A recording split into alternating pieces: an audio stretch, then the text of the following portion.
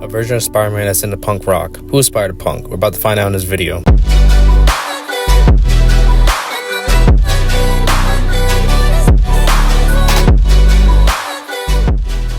To start off, Spider-Punk appeared in Amazing Spider-Man Volume 3, Issue 10, 2014. So, Hobie Brown, aka Spider-Punk, acquired his spider powers from a radioactive spider infected by illegal waste dumping. He became the Spider-Man of Earth 138 and is leader of his own spider army, whose motivation is to fight against President Osborn and his Thunderbolt army. Hobie also fights for freedom alongside Carl Morningdew, aka Captain Anarchy, or you guys and girls can think of him as that Earth's version of Captain America. Osborn led his Thunderbolts with the use of Venom, which stands for Variable Engagement Neurosensitive Organic Mesh. Hobie was able to disable the technology Osborn's army was using by utilizing thousands of volts of punk rock to cripple Osborn's army. Then for his final act, he uses a guitar to bash Osborn's head in, and we all know Osborn ain't getting up after that. Leading into the first Spider-Verse event, Superior Spider-Man soon came into Hobie's dimension, looking to recruit him and other variants of Spider-Man and women on his team to fight off the Inheritors, or you could also call them Morland's family, and their goal was to hunt and take the life force of spider-like beings across different dimensions to survive. Superior Spider-Man admired how unpredictable and angry Hobie was, which helped him in his decision-making to recruit him into his team. This team included Assassin Spider-Man of Earth 8351, Spider-Man Noir of Earth 90214, Spider-Man India of Earth 50101, Spider-Girl of Earth 807128, and a few others. After the Inheritors were defeated and the Spider-Verse ended, Hobie returned to his Earth, defending it alongside Captain Anarchy and Robbie Banner, aka the Hulk of that Earth. He also joined a team called Amazing Arachnids and participated in a baseball match against the Seething Sniktors, which is a team of different versions of Wolverine. Sometime later, Hobie performed with the Spider Slayers until Adrian Toomes of Tombstone Records,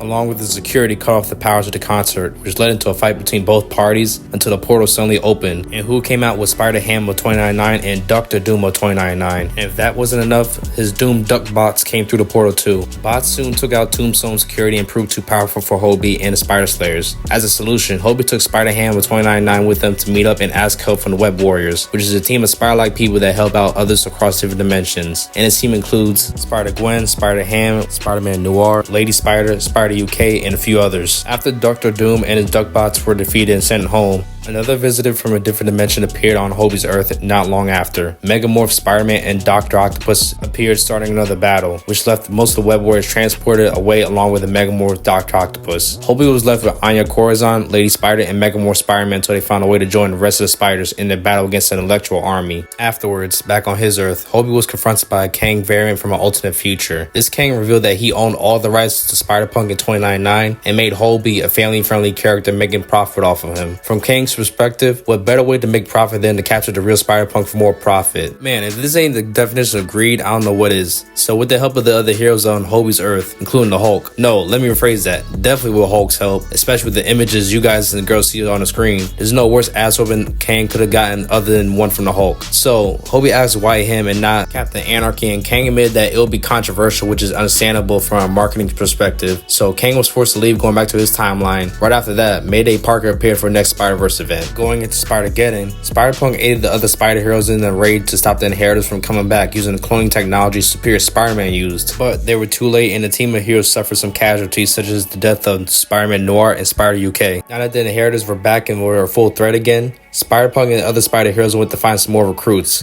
Spider-Punk actually found a version of Norman Osborn that has spider powers, and to no surprise, this Norman Osborn was evil too and destroyed the Great Web, which made things more complicated to get new recruits. No need to worry though, as the spider heroes pulled through and Miles Morales had the Enigma Force at the time, which in other words that's the power of Captain Universe. And our Peter Parker from 616 joined alongside a lot more variants of spider heroes in an assault to defeat them by de-aging them into babies. Going back to Hobie's Earth after Spider-Geddon, Hobie set up a base at the Brooklyn Community Center alongside Captain Anarchy and the Hulk. Traces of President Osborn's return showed itself after a fight with Kraven. During an interrogation with Kraven, it was interrupted by Taskmaster, and he actually held his own against the heroes until Kamala Khan of that Earth came into the scene and one-punched him, instantly knocking him out. After he woke up, Taskmaster revealed that he wanted to obtain the weapons at President Osborn's black site underground Hobie's base. As a last resort, Kraven tried to detonate a bomb that will off him, Spider-Punk, and the rest of the heroes, but it failed when Riri Williams, aka Ironheart of that Earth, shielded them from the black blast. After the smoke cleared, Osborn's black site was revealed with tons of weapons contained in it. The site was still active and was feeding information to Washington, D.C., along with other sites. So Hobie and the rest of the heroes went on a road trip to stop it. On the way there, the heroes encountered the Marauders, which is a bike gang on that Earth, and they had to make a pit stop at Philadelphia to make repairs. Soon enough, the heroes met up with Matea, aka the Daredevil of that Earth, and she had the parts that they needed for it to make repairs. But she had a favor before she could give them the parts, which is to defeat Kingpin. After Kingpin was defeated, the heroes continued their road trip while Daredevil wanted to stay behind. When they arrived at DC, they discovered a base underneath where the Lincoln Memorial was supposed to be. When the heroes went inside the base, they discovered President Osborn was still alive with just his head left, and the Venom symbiote was bonded to him, keeping him alive. Osborn was also with War Sentry, Officer Venom, and Taskmaster.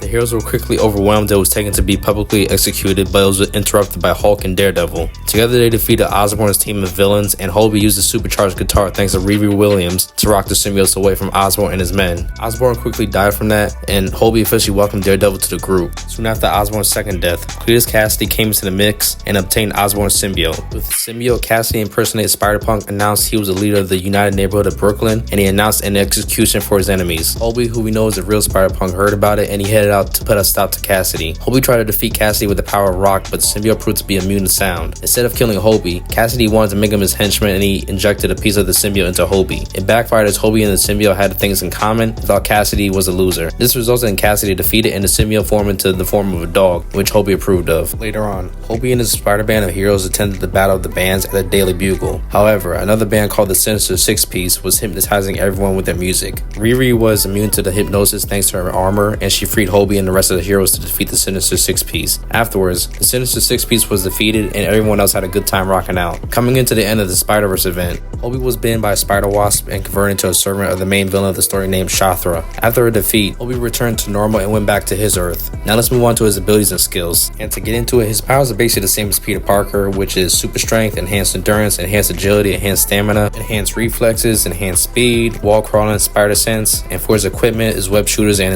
his signature guitar. Moving on to nerf facts, and to start off, Hobie didn't actually like the name Spider-Punk at first and preferred Spider-Man, but the name grew on him over time. Hobie's counterpart in 616 Earth was the original Prowler, and his final nerf fact is that Spider-Punk's design was supposed to be the original design for Spider-Man UK, but it didn't work out as Spider-Man UK was a member of the Great Britain Corps. And now let's move on to personal thoughts. As for my take on Spider-Punk, I love the design of the suit, especially since I used to play in that suit in the original Spider-Man PS4 game. And his personality, it actually sets him apart from the other Spider-like heroes. The art style for his comics aren't my cup of tea. I get why they went that art style, especially for Spider-Punk's Earth, involving tons of punk rock in it. I really hope he gets more screen time in the next Spider-Verse movie, as he's the type of person to be open-minded and one step ahead of everyone else. You can clearly see that when he was having his little talk with Miles Morales before he met Miguel O'Hara AKA Spider-Man 2099. Besides all that, if you guys and girls stuck this long into the video, I really appreciate that. You're the best. Be sure to like, subscribe, and turn on post notifications.